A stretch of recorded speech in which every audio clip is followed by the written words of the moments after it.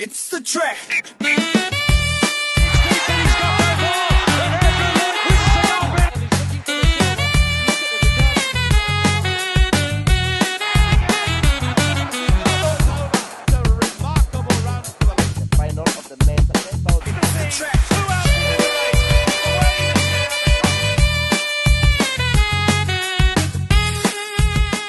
Okay, recording the podcast Sunday, April the 5th, the Track Stitch podcast, the #1 podcast for former North Shore residents aged 44 to 46, now living as flamed out geologists in Perth, Western Australia. Shano is not with me today. He is back in Australia. He is doing no research this time. He is just there on holiday, so you are stuck with me, JS. We're going to go through some of the mailbag questions that accumulated in the mailbox over the last month during our sort of unplanned absence. I'm going to take a look at those. We've got some great questions in there from our fantastic and loyal Track Stitch podcast viewers.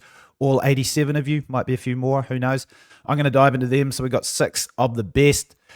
Before we get started, few results from recent action that's just happened. Jimmy Gressier last night, 12:51 for 5,000 meters on the roads in Lille, France. That is a new Euro record on the road and only 2 seconds off the world record. Man, what a time we are living in when guys are running 12:51 on the roads. I know that obviously guys have been doing it in recent times because it's not even the world record, but now we have a European dude just coming out, they're running 12:51. It wasn't that long ago that it seemed that we were on this quest for the first European to run under 13 minutes. That was Dieter Baumann all the way back in the mid-90s, I believe. Just trying to think of what the actual year was. Shane will kill me. It was either 95 or 96. It might have even been 97. Doesn't matter. Either way, Jimmy Gressier, he runs a new Euro record, only 2 seconds off that world record held by Hagos Gebrewet, who is, of course, the Ethiopian outdoor record holder. He took that record from former world record holder and the GOAT, Keely. So shout out to Jimmy Gressier for that performance. Also, Jane Hedengren does it again. Big Red. She is awesome. She takes the women's 10,000 meter NCAA record from Parker Belby. Just checking this one here in the notes, 30:46.8. That is an outstanding time for a freshman in college. So congratulations to Jane Hedengren. Parker Belby, I guess the memory of her is fading away extremely quickly. She was such a fantastic runner in college and is now struggling a lot in the professional ranks. Some friend of mine sent me a image of her on the comeback trail after injury running and did not look very healthy at all. Bit of a hitch in the stride, even more pronounced than normal. So, hey, we're fans of all athletes and fans of all athletes getting after it. So hoping that also Parker Belby makes a swift recovery from whatever ailment she had. All right, let's get straight into the mailbag. First question here. This one comes from Freddie. Is it possible Quincy Wilson peaked before turning 18? He ran 44.2 in 24, only 44.1 in 25, and just struggled to beat a 46.3 runner at the New Balance High School indoors, which of course was a few weeks ago. Such was the hiatus, so I'm reading it now. What is up with Quincy Wilson? Is it possible that he has peaked before turning 18? This is such an interesting question because we're right in the middle of this era of teenage phenoms right now. Of course, we've got Sam Ruth from New Zealand. We've got Cooper Lichtenhouse over the 800 meters, and we've got Quincy Wilson, who I guess was the first of this trio to rise to prominence, as mentioned here by Freddie. In 2024, that was the Olympic year. Of course, he represented the US in the Olympic team in the 4x4, gold medalist. He ran 44.2. Goodness me, as a 16-year-old. But I have to admit, I have been following Quincy Wilson a little bit, just checking out these races, checking out the progression to see what's going on, and it doesn't really look good. It's very difficult to say that he's peaked already. I mean, we're going to see a lot in this outdoor season, but the form just seems to be, I don't know what's going on, like physiologically with him, but he's always had a kind of an interesting form. He runs with the head back, sort of the frog and a blender arms sort of thing. It's worked very well for him. Obviously, 44.2 is an incredible time, especially at 16. But I just wonder, we talked about this, myself and Shane, on the pod, and it's only a hypothesis, so full disclosure out there, nobody get upset. This was only a hypothesis about why potentially we're having this, kind of wave of really top young talent. And it's not just like reserved to those three guys that I mentioned, Sam Ruth, Cooper Lichtenhouse, Quincy Wilson. There are a number of amazing, really, really good young talents coming through at a high school level. When I look at Quincy Wilson, 400 meters, I mean, first of all, I just wonder if there is an advantage now in a weird way to, of course, when you are young, right? You don't have a lot of muscle mass on your body yet. You haven't gone through like your full sort of, I guess you say like array of changes that you're going to just, which is part of growing up as an adult. So, you do tend to be a little bit lighter. You do have obviously benefits in terms of, muscle elasticity and flexibility. At those ages, you can, I remember back when I was 16, we'd do all sorts of things. Summer holidays, you go play 18 holes of golf, ride the bike, go to training, do all these things. You bounce back the next day, no issues at all. So I think maybe in the past, what we've seen is with younger athletes, I know Shane and I, again, we spoke about this specifically, is that back in the past, it's not like these athletes are sort of any more outliers than we had throughout the course of history. Maybe it's just that there's more specificity involved with track and field these days. You have things like NIL money on the table. It seems like a lot of these athletes are almost training like professional athletes in terms of, again, that specificity and what they're doing in workouts, et cetera, at young ages. And what that could be doing is just accelerating things to levels that we previously thought were impossible for athletes of that age. So is it possible that an athlete like Quincy Wilson was privy to that, or that was his environment that has helped him to enable these kinds of times at young ages? It is possible. Again, only a hypothesis, only a Track Stitch podcast hypothesis. But yeah, who knows? Either way, it does seem that, that rate of progression is slowing down a little bit, sort of at those ages. I mean, I just even remember with myself going from ages 16 to 17, we're seeing big jumps in performance and that's what made it exciting as a young athlete. So, we'll see with Quincy Wilson. I think that this is a really, really important season for him. Can he break 44 seconds? I have to admit, though, when I watched him at that New Balance high school indoors, I had the same sort of thought as Freddie did here. I was like, wow, I would sort of expect that an athlete of his level who's run so well would be able to deal with a 46-second 400-meter runner, which, by the way, at high school level in its own right is an incredible performance. I was a little bit surprised that Quincy Wilson wasn't able to handle that race better. In fact, he basically had to dive across the line to win that one. So what's up? I don't exactly know, but I just think that this is sort of pointing to a larger theme that we are seeing really big advancements in young athletes these days down to environmental factors. Maybe we haven't known that much about, the harnessment, I guess, of physiological factors at young ages in the past. And yeah, I guess everything remains to be seen. So thank you, Freddie, for that question. One out of the way. 1 out of 6 on the 6-pack here. JS coming to you solo. Shane Rodey sunning it up in Byron Bay. Next question from Holly. This is a good one, like it. Which grade do you give Grant Fisher's half marathon debut in the New York half, obviously, given that he finished 14th and was only the 5th American? And then the next part of this question, do you think he can break the world 5,000 and 10,000 meter records this year? Well, let's go first to that half marathon. I would give it, just off the cuff, a B-. That's my grade for Grant Fisher's half marathon debut. Obviously, this question, again, came in a few weeks ago when we were going to do the pod and didn't for certain reasons. On the surface, for a 12:44, 26:43 runner, like especially in this era with improved footwear, race strategy, race execution, all these improvements have really made the biggest impacts on the road. I think that it might seem a little bit underwhelming. I think people were expecting more. He was actually beaten by like a number of Americans in this race. Joe Klecker beat him in this race. I don't think Joe Klecker is quite the talent that Grant Fisher is. Look, I think it's quite simple. It's not easy to change these distances sometimes, or to go up in distances, especially that far. Even Grant Fisher is a 10K guy who clearly does a lot of mileage at incredible quality and he's just a fantastic athlete. He's Olympic medalist in these events, world championship medalist in these events. It's I think that we've got this expectation that it's really easy to step up to events like the half marathon, especially for a 10K guy. But the reality is, it's a race distance that is still over 2 times like the longest distance that he runs on the track. So it is not easy. And one thing that jumps to mind here is Jakob, right? A lot of people, just sentiment across message boards and just within the track and field community, I think a lot of people believe that, first of all, the 5,000 meter record is going to be a formality for Jakob. I personally don't believe so. I believe that he can be a challenger for that. But I think, and I've always said this, that he needed to run a few more than just, 5,000 meters. He needed to get a little bit of his legs in the event, at least running at that kind of tempo before he goes after it. But we saw this as well.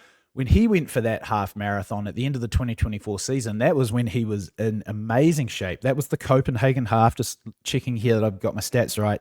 63:13 for Jakob. He was 27:27 through 10 kilometers. I believe that was a Norwegian record for 10K. Then he ran 35:46 for the final 11K, where he stopped multiple times. Yeah, exactly. I mean, a lot of people were kind of amazed with that with Jakob. I mean, there were even people that believed potentially he could break 60 there too. So I'm just relating this back to Grant Fisher in that it's, once again, it is just not that simple. I think you need this practice. You need this time to adjust. It's also like mental resiliency in these races. Sometimes it's not even an issue of like physical abilities or the physiology, because there's no doubt that Grant Fisher can run much faster than and be much better than that, and he will be. But you just also need those times in those races when it gets difficult. For him, it's probably somewhere about that 10-mile mark. I'm going to guess at about that 16K mark. He's got 5 left. That's when it really hurts. And you've got to learn how to sort of mentally manage that and break through it. And that only comes with practice. I mean, we've even seen this recently with the world record holder in the 5 and the 10,000 meters, Joshua Cheptegei. He struggled in his step up to the road distances, over distances. Maybe a little bit underwhelming with his performances. And even with Keely, again, we just mentioned him before, the great Keely, the GOAT, arguably the GOAT distance runner, maybe greatest runner of all time. I wouldn't say he struggled. I think he ran, was it 204 and change in his debut in Paris back in maybe 2013 or 2014. But some people even thought that he was going to be a world record challenger right off the cuff, and it took him a number of years to adjust to running on the roads. So I thought that Grant Fisher's performance in New York, yeah, again, B-. It was a little bit underwhelming, but it wasn't absolutely terrible. I think when you put it into context of how difficult it is to step up, it's maybe a little bit more difficult than we're giving credit for. Now, the next part of this question here, the 5,000, 10,000 meter world records, man, this in particular sparked some controversy, depending on which part of the world you are sitting in. On letsrun.com, Rojo, Robert Johnson, good friend, the great Rojo, went crazy about this when somebody asked the question. Sorry, we've got some drama in the background here in Denver, Colorado. Don't know if you guys can hear that, but Rojo went crazy about this. But to be honest, I do agree with him. I think he's right. I don't think people sometimes understand the concept that these athletes get older. And even if you have a 10-year-long track career, right, you're not going to be capable of running PRs every single year throughout the duration of that career. So it's not like by the time you get to years 8, 9, 10, there's this expectation that you're still going to be running PRs. I don't really get that. Now, in the case of Grant Fisher, he had a bit of a down year last year. I think by his own admission, he made some interesting decisions in terms of scheduling. They ran a lot early season. He ran 12:44 indoors in Boston, which at the time, that is his PR. That's actually a world indoor record for the 5,000 meters, that performance. And then, of course, Grand Slam track. And by the end of the year, he was just absolutely fried. He got taken apart at the World Champs in Tokyo by maybe some guys that I think we wouldn't have expected to take him apart. So he's pretty disappointed about that. But that was definitely a season where he didn't sort of run any PRs. And it is difficult when you get later in your careers, when you can't keep that impetus going. It is very, very difficult to sort of have a year, a little bit of a down year, and then bounce back and have another sort of, well, obviously for him, if he was to break the world records, this would be a career year. But the reality is as well, he's only run 12:46. I say only. I don't mean to be disparaging or disrespectful, but he's run 12:46 outdoors. The current world record, of course, is under 12:36. So this would represent an epic drop in performance at this point in his career for him to get that world record. And it's a similar situation with the 10,000 meters. We're talking almost 30, 35 plus seconds. Again, it's good to be optimistic in the sport, but you've also got to be a little bit realistic. And I'm going to back up Rojo on this one. I think that's absolutely crazy to even, throw into the mix that he could potentially run the world records in these distances. There's been nothing from him in his career, and we've seen this recently, and this came up last week with the Josh Kerr breaking the world mile record question. I feel like people see one good performance and they believe that it sort of points to like a greater performance jump or like a greater potential that we've never seen before. I mean, Josh Kerr beats Cole Hocker in the World Indoor 3,000 meters, and it's it was a 7:35 performance, I was thinking, in terms of 2 miles in Bilrose. We see him beat Cole Hocker, and immediately people are like, hold on, well, Cole Hocker's run 3:45 this year indoors, so Ixo Proxo, Josh Kerr should be able to run. And next minute, we've got all this big wave of support and optimism for Josh Kerr to be running under 3:43. It feels a little bit like that with Grant Fisher, because some of the commentary focused around that excellent 2,000 meters that he ran under 4:50, under the old world record of Keely. Of course, he was beaten by Hobbs Kessler, but a lot of people are pointing to that and go, well, hold on, that was, Keely, he, then ran 12:37 and 26:19. So therefore, Ixo Proxo, Grant Fisher. And I'm like, it is just not, again, it's not quite that simple. So do I think he can break the world 5,000, 10,000 meter records? No, I do not. I think the chances that he, to be honest, I think Josh Kerr's got a better chance of breaking the world mile record, and I don't think his chances are high either. So I don't think he's going to break the world 5 or 10,000 meter records. I do, however, think he could run personal bests. I don't think that's unreasonable. I think Grant Fisher is a pretty savvy competitor. He's very, very strong. I think he's got all his I's dotted and T's crossed, and I believe that this could be like the final year and sort of that career peak window where he's going to be able to run PRs. And then I do believe that probably after this year, he's still going to be a great performer on the world level. He'll still be relevant, probably going through to LA28, which I'm guessing is his big goal. But I don't think we're going to see the same Grant Fisher that is capable of running the top-end performances. So this seems like a great year, once again, without the World Championships or a major event in it, only the Ultimate Championship at the end of the year. So let's see with Grant Fisher. But, Holly, World 5 and 10K records for Grant Fisher, I am with Let'sRun.com's Robert Johnson. No chance. All right. Moving forwards, this is a very fun question. This is from Ross. If you had to pick one track world record for both the men and women that is most likely to survive the rest of your lifetime, what are they? All right. Well, this one I did do a little bit of research on and wanted to make sure I had a good perspective here. We'll do the women's first. The women's 100, 200, and 800, they've really separated themselves in terms of longevity.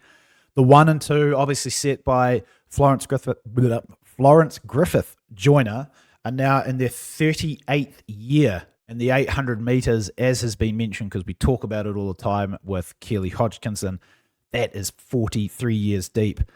In the 100 meters, we saw Elaine Thompson-Herro go pretty close in Eugene. That was back in 2021. She ran 10.54 with a plus 0.9 headwind.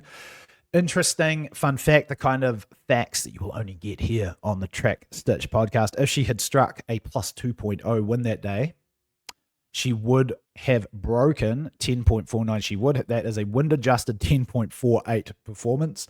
Of course, that performance of FloJo is still ratified. The 200 meters, a lot of time we talk about the 100 meters there and that being this outrageous performance. Apart from what we saw from Elaine Thompson-Herah, which gave us a little bit of hope that could potentially be broken, but the 200 meters actually feels like a little harder because of that endurance component. Sharika Jackson, Budapest, basically running in still conditions, she ran 21.41. But the difficult thing about that one is even if she had a larger tailwind in the 200, we don't know if that's always going to be helpful because it could compromise some other part in the race. So say there's a big tailwind down the home straight, that could mean that there's an early part of the race for a 200-meter runner. You'd have to get right out wide on the curve, maybe out lanes 6, 7, and 8, which is actually what the 200-meter runners prefer these days anyway. But yeah, the 200 meters, I think maybe that's even more difficult than the 100. But then I have to say I've landed on this one. It's still the 800 meters. It is just still that time. Great friend of the podcast, former guest on the podcast, Justin Rinaldi. He believes to run a 1:53.3, that the formula is 2/3 of your 400 meters, 1/3 of your 1500 meter time.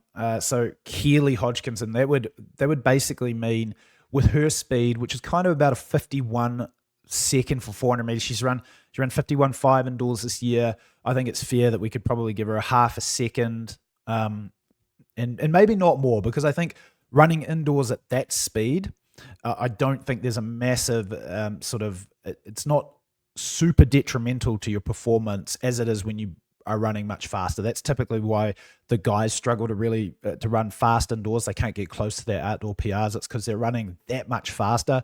So all those lovely centripetal forces that are acting on the body. There you go. There's some physics for you only on the Track Stitch podcast.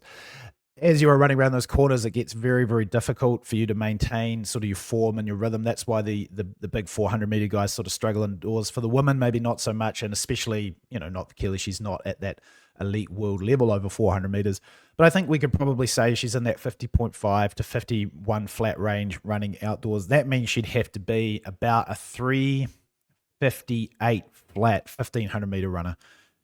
That's really tough. And we were looking at the, Athing Mu, 49.57 and 4:03.44. Now, if you took that formula, right, 2/3 of the 400, 1/3 of the 1,500, that would put her with those two personal best performances at actually 1:53.11, which sort of, I guess, confirms this hypothesis or this sort of sentiment within track and field world that if there was going to be a candidate to break Jarmila Kratovic-Lova's world record, it was going to be Athing Mu.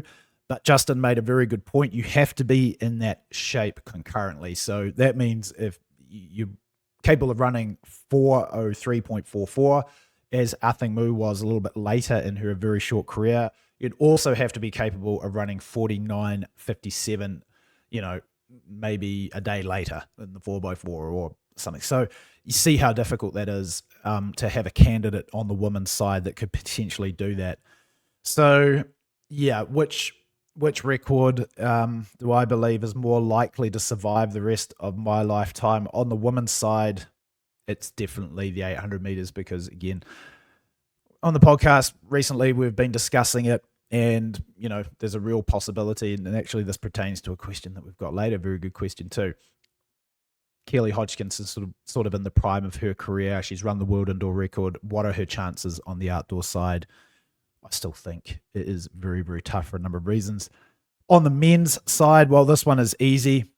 It's either the 100 or the 200, but it's even easier to eliminate one of these distances here, which is the 200 meters. That's because, get this, another incredible fact that you'll only find here on the Track Stitch podcast, the second all-time performance in the men's 200 meters is actually closer to the world record than the second all-time time in the 100 meters is to the 100-meter world record. That is absolutely crazy. Johan Blake, 19.26 in Brussels. That is only 0.07 behind 19.19, obviously. Tyson Gay is the number 2 all-time performer at 9.68 in the hundreds. That is 0.11 behind the 9.58 of Usain Bolt. That is absolutely incredible.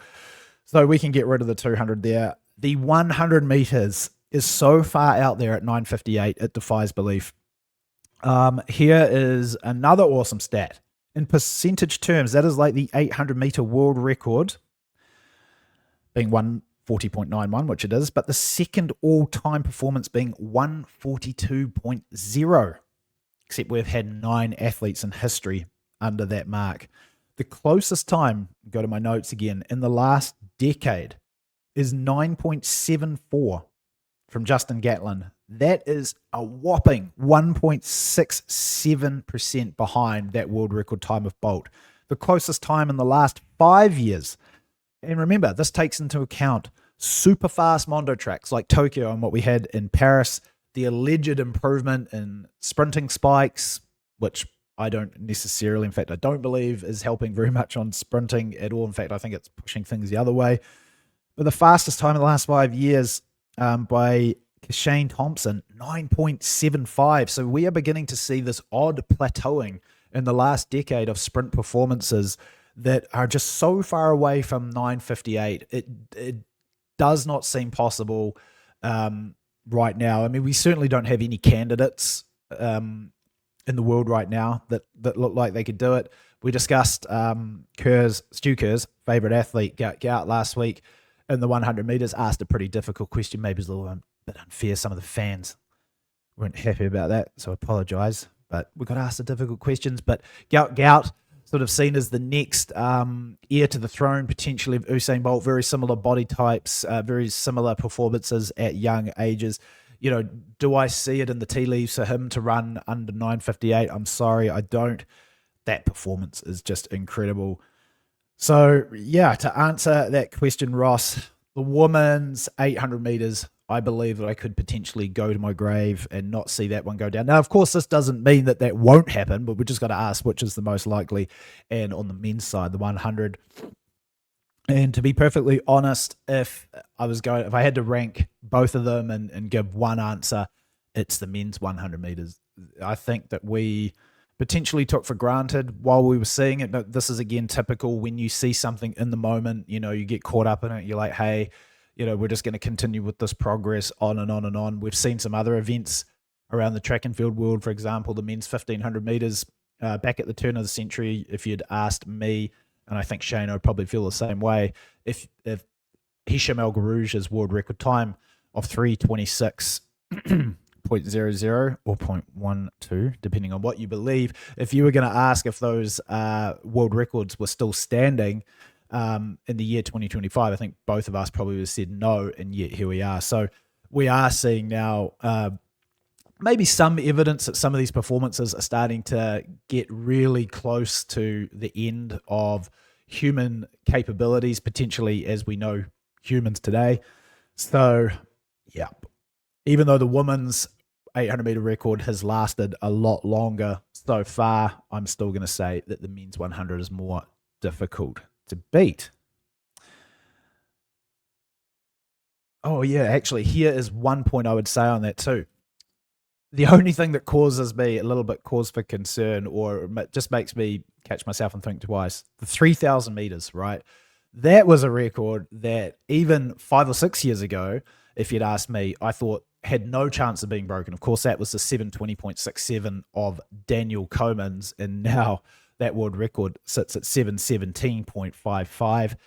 But in context, when we now look at, for example, the advancements in footwear, which I do believe are helping the distance runners a lot more certainly than the sprinters.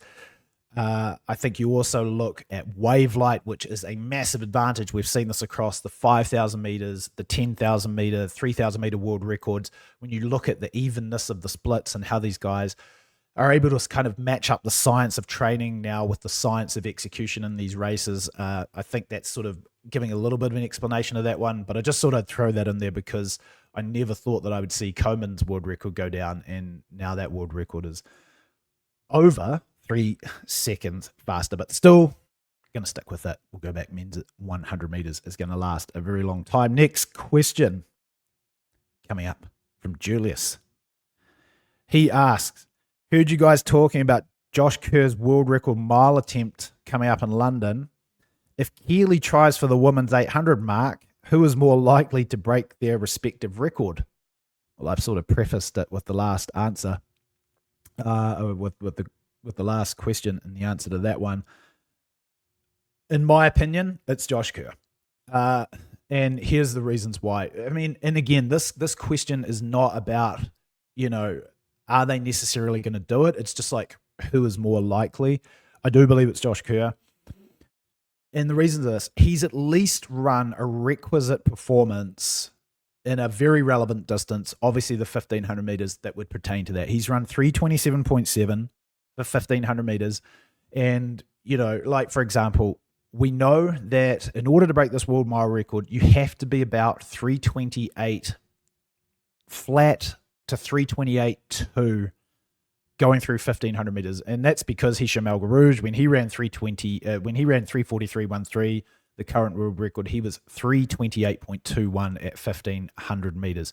So it'd be difficult to believe that you could go through 1,500 meters much slower than that. And then somehow, just to put that in context, that final 109 meters is still being run at sub 55 pace. So it's not like he went through in 328.2 and the wheels fell off and staggered across the line. Of course, he was being run to the tape by Noah Nyen that night as well, which is an interesting and important factor in that one. So you've got to be able to, maintain that final 109. It was the same with Jakob and Jared Nagoose actually at Prefontaine in 2023 when they went sub 344. The final 109 was, I think it was only 5/100 slower than what LG and Nyen did all the way back in 99. So we've got a pretty good idea that you need to be about that 328 flat mark at 1,500. Now, in saying that, that means it's very, very difficult for a guy who's run under 328 only one time in his career, and he's not that far away from 328 flat. In Josh Kerr, it's very difficult to expect him, to be able to run that kind of performance and then continue on for that extra distance. But if we were assuming that he was in better shape than in 2024, some people are convinced that he might be based on what we saw at World Indoors, etc. I'm not so convinced. That's just my opinion.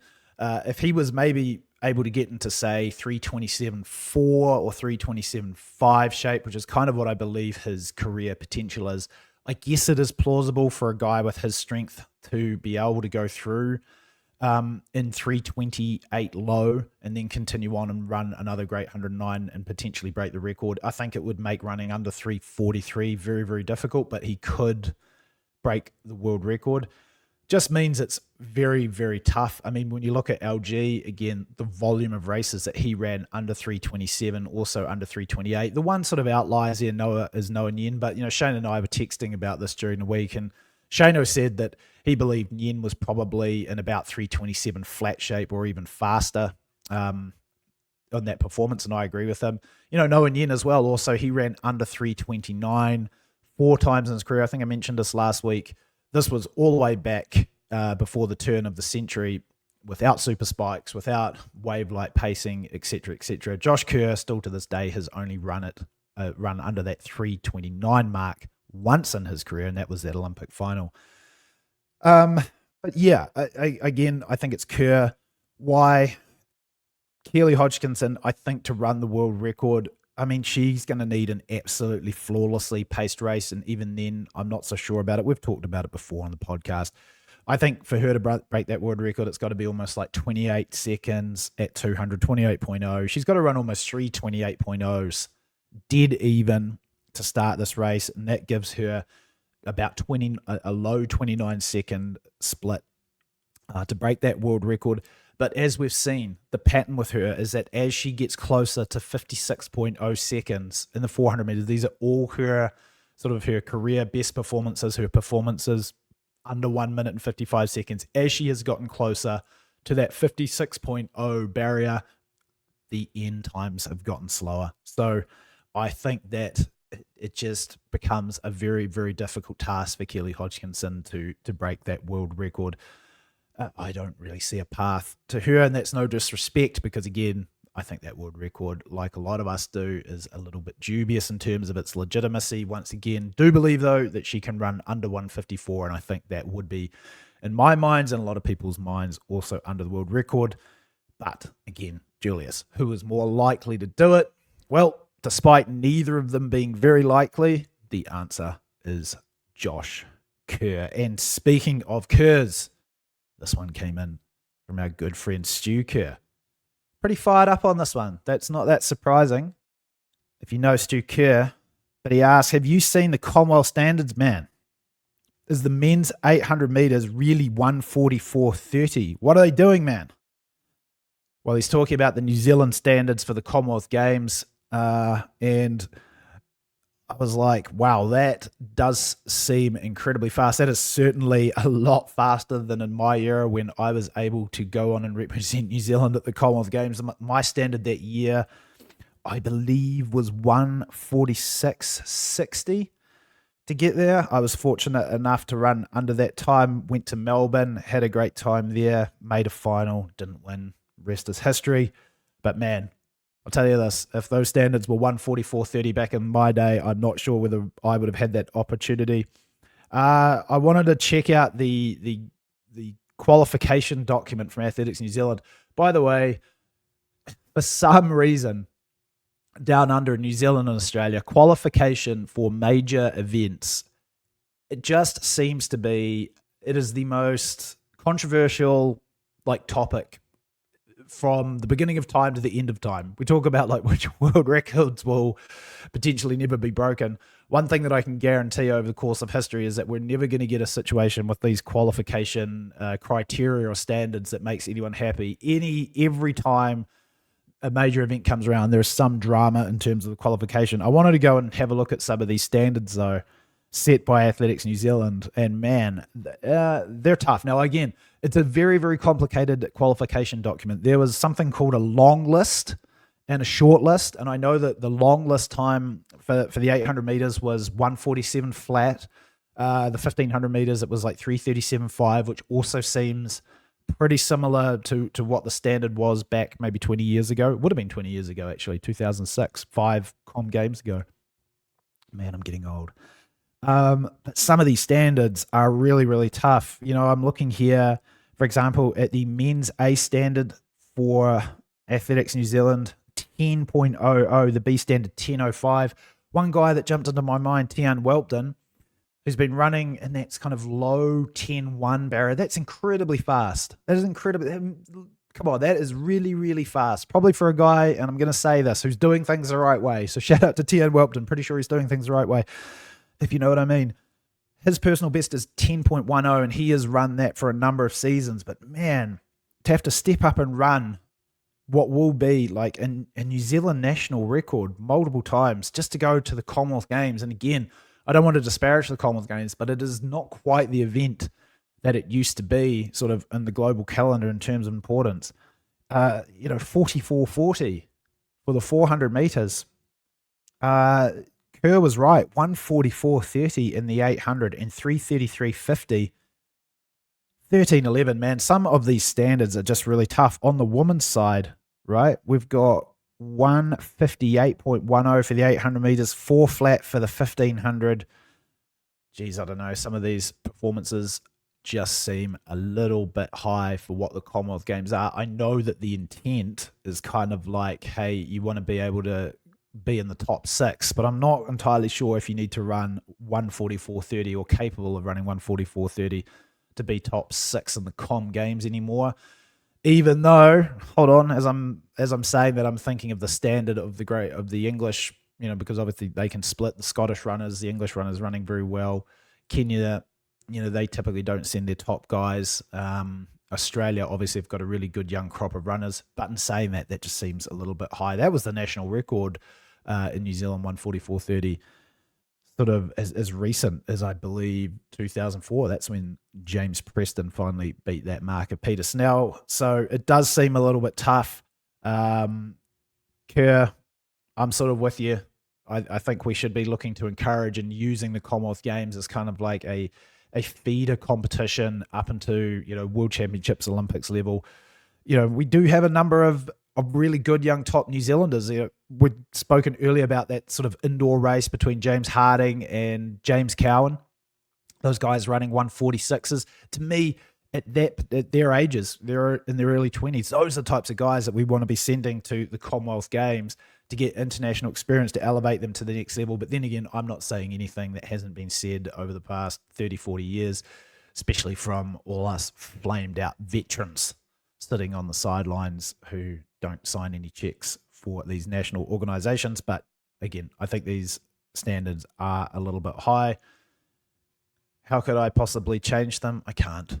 So I don't tend to worry too much about it. But either way, hopefully we're going to have a number of performers or a number of performances that get the guys out to Glasgow this year. Again, really complicated qualification or selection document. I didn't read through the entire thing. I just tried to kind of skim read it. So I don't know if there's any clauses in there about running close to standards or B standards. They do have some B performance standards here. For example, in the men's 800 meters, 1:45.1, 3:34.80 for the 5,013. For the 1,500, 13:17 for the 5K. Hey, I don't know, but yes, Stewie, I do think they seem a little bit tough. All right, we've nearly got through this one. I've impressed myself that I've been able to talk on a camera for so long. Not easy. Shano, I miss you. Hope you're back next week. This question comes in from Mateo. He asks, JS, what is your craziest story ever from competing overseas? Well, I had a few crazy stories, but one really stood out for me. I'll try and get through this as succinctly as I possibly can, but this is a great story. This is from 2003. I remember I got a call from my agent who was helping me out at the time, Maren Steininger, married now to Ricky Sims from Pace Sports Management, very big management group now.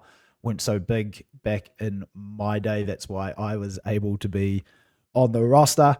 Got a call from Marion, hey, we've got a meet in Algeria. And Algiers, the capital, Algeria. Do you want to go to it? It's going to be a good race. There's going to be plenty of prize money. And the way it was framed up at the time was that the African continent, they didn't have a sort of Grand Prix level or really high level track and field meet that was part of the sort of the global or the IAAF elite roster of meets. So back in this era, you had the Golden League, you had the Super Grand Prix, you had the Grand Prix, and there was basically no African meets there.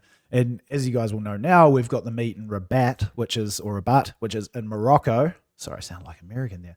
Rabat, which is in Morocco. But this meet actually in Algeria, they wanted to kick off as sort of, they wanted to be the meet that was up in the top echelon. I believe that they were going for Super Grand Prix status. So anyway, apparently there was plenty of money in this meet. I would tell you that I was extremely nervous to go to Algeria. And, there'd been a bunch of stuff going on in the world sort of around that turn of the century. We'd had 9/11. And even though this was a couple of years later, it was just a little bit uneasy. I was at Frankfurt Airport lining up to take an Air Algeria flight from Frankfurt down to Algiers. And the first part of this is kind of cool. I turn around and standing behind me is Lars Riedel, who was the 1996 Olympic discus champion. I believe 4-time world champion, also in the discus, massive man mountain human being. And I sort of turned around, smiled at Lars and gave him a little nod, and he just smiled back at me. And we didn't know me, of course, but, just gave him a smile and a nod. And I thought to myself, hey, well, as long as Lars Riedel is on this flight, there's a chance that we're all going to get there safely. And if anything goes down in the plane, we're going to be fine. Either way, I go to Algeria. And the first crazy part of this is as we're checking in, we get met by somebody from the race organization there. And they ask us to give them our passports. Right. And it was framed up as it will be more secure if we hold on to your passports. And you have a group of like 7 or 8 athletes that had jumped off this flight. And so everyone kind of looks at each other and it's like, well, I guess we don't sort of have a choice. And I think it was also framed up as like, to help ease through immigration, give us your passports. Either way, hand over the passports. I'm now standing in Algeria, passportless. So, in the lap of the gods at the moment, and passports just disappear. But anyway, we managed to get through customs, immigration, and Algiers, out the front door, onto a bus to a hotel. And at this point, everything is seeming nice and normal. And I'll be perfectly honest, they did a kind of good job. We did go to a hotel that had a massive high fence that was surrounded by security guards that were holding assault rifles. Many guards that were holding assault rifles. I guess it was just par for the course. I mean, this was, again, I hadn't spent a lot of time traveling around Europe at this point, so this was very eye-opening for me. I come from Napier, New Zealand, as some of you guys will know, not many people there, and this is just a really different part of the world. Beautiful in certain ways, but very, very sad in others. So it was just a massive, a great experience for me, and to be now staying in a hotel that was surrounded by armed security guards, that's certainly nothing I'd done before. Anyway, we raced an 800. I looked this one up. I ran 1:48.05 there. It was a huge field. It was far too big. I think there was like they put 2 people in every lane, 2 athletes in every lane. There was 16 guys in this race. I just got kind of spat out and chucked around and ran super inefficiently. I ran 1:48.05. Certainly no money for doing that back then. But then the final night was like this big kind of celebration. And we were due to fly out on an Air Brussels flight the next morning at about, I think, 8:30, 9 a.m. in the morning. So it was kind of like an early wake up. I think all of the athletes that were on this flight, Lars was on it again. There was a South African guy who I really liked, Werner Bolter. He was on that flight as well. I think we were all okay with getting to the airport nice and early, because they did tell us that getting through immigration might be a bit of an issue. But either way, on this final night, it was getting kind of, 7 o'clock, 8 o'clock, 9 o'clock, and everyone was having a good time. The food was really good. There was a bit of red wine flowing, so all the meet organisers, etc., were having fun. A number of us realised that we didn't have our passports, and that might be an issue if we're leaving at 5 in the morning, and nobody, I believe, felt comfortable going to sleep that night without the passports. Either way, nobody knew where to find them. So next minute, we're going around asking people from the meet, hey, where are the passports? Nobody seems to really know. We keep getting room numbers. And it's like maybe 10 or 15 minutes of this, and then a little bit of panic is setting in, like we just don't really know. Either way, we get given a room number, and we're going around this massive hotel that is like David Bowie's Labyrinth. Like, do not know where to go. I think they had different wings of the hotel that had the same room number. So we're going around knocking on people's doors at like 9:30 at night. It's like random people answering, like, what are you guys doing? Eventually, though, we find a room where there are athletes. We see athletes lining up, and they're actually lining up to get paid, right? So this was the most informal situation ever. They weren't even paying agents. They were just giving literally wads of cash to athletes. And either way, we line up into this room, go through the doorway, and it's like a two bedroom sort of situation, like with a little joining door, right? So in one bedroom, there's a dude sitting there with just like a piece of refill paper and a suitcase that is full of like yellow 500 euro, but they're either 100 or 500 euro bills. And this suitcase was just loaded full of these bills. And this guy was just like, somebody would come in and go, yeah, I was blah, blah, blah, and I finished second in the men's 100, or I was second in the whatever. What's your name? And this guy was just like diving into the suitcase to just hand out wads of money. I don't think I've ever seen that much actual cash in my life in one place than I did in that briefcase. I still don't think I've seen that much like actual cash. There must have been, I don't know, $50,000, $100,000 in this briefcase. Absolutely crazy. We go into the room, and it's me and Werner. We're looking for our passports, and we're just like, passports. And this guy sort of looks at us like, we're like, passports, showing the book. And he points into the room next door. Me and Werner go into the room, and on a bed, so much for security, were about 60 foreign passports just scattered across this bed. I kid you not, 60 foreign passports. And at this point, we are fishing through passports looking for our own. And I mean, it was terrifying, exhilarating. And when I finally got my hands on my good old little blue New Zealand passport. It was one of the happiest moments of my life up until that point. Like, I was so happy to get my hands on this passport, and I thought to myself that we just looked at each other and were like, fuck this, let's just get out of here. We're not even going to talk about this. We've got our passports and we're out of there. I thought to myself, man, I am so lucky. I'm so happy that I did this. And also, man, I could have really ruined someone's life that night if I'd, maybe wanted to tuck one under the pillow there or something like that. But hey, crazy stuff that this was kind of the setup. And out of all countries it could be in the world to run a track meet in, my passport was literally just strewn across some dude's bed in a hotel room. So again, so much for security. Get the passport, but then the fun continues the next day, and I'll try and wrap up the story as quickly as I can. We get to the airport, and the security lines there, the systems, I don't want to be too critical of Algerian sort of immigration policy. Didn't seem to make a lot of sense to me, but then again, I've been places in the world where these things haven't made a lot of sense to me.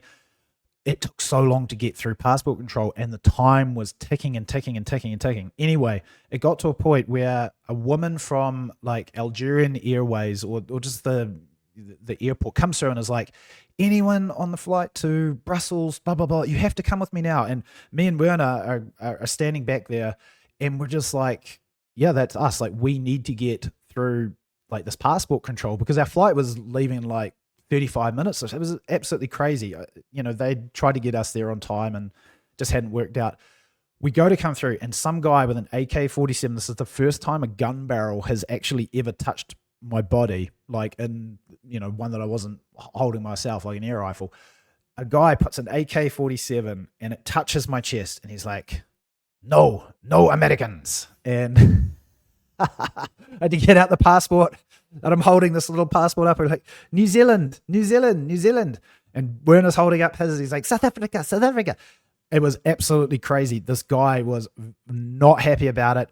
The woman starts having an argument with him and And anyway, either way, we managed to get through this, and she takes us out, quickly stamps passport, so it wasn't that complicated. It was just taking a ton of time.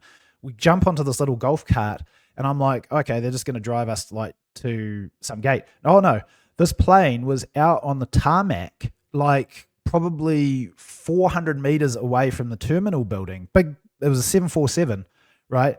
And we're driving across the tarmac on the back of this little golf cart towards this plane.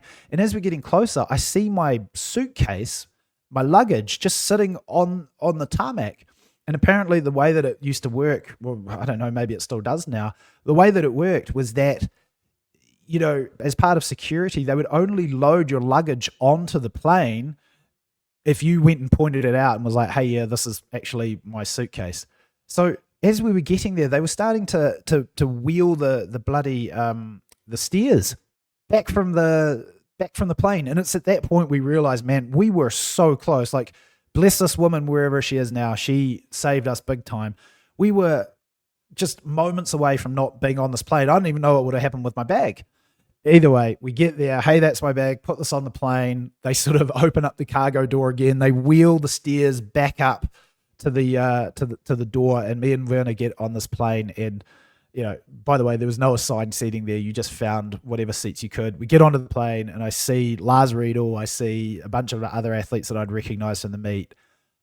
But that was a real crazy experience. And I'll tell you, if you've ever seen the Ben Affleck film where they have to smuggle the hostages out of Iran, is it Argo?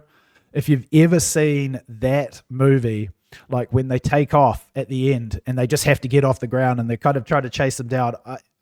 I hadn't even seen this movie up until that point, but every time I've watched it since, I remember this moment in Algiers. For me, obviously far less serious. I'm not trying to trivialize their situation, but I remember this moment when we finally got the wheels off the ground. I'm like, wow, that was a crazy experience. Just my anxiety could drop. I could breathe and relax, and I managed to get back to Brussels, and I was like, I'm probably never going to do a track meet in Algeria ever again, and I didn't.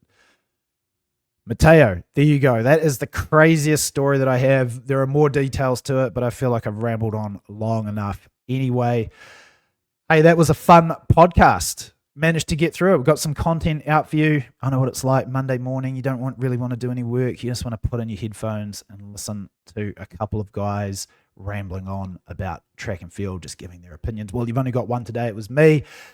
Missed Shane. He is going to be back next week. Hopefully, we'll be back on deck. I believe I'm going to be back in the Pacific Northwest as well. So thanks for everybody that tuned in. Hope you enjoyed this one as much as I did doing it. We'll be back next week on the Track Stitch podcast. Peace, everybody, and take care.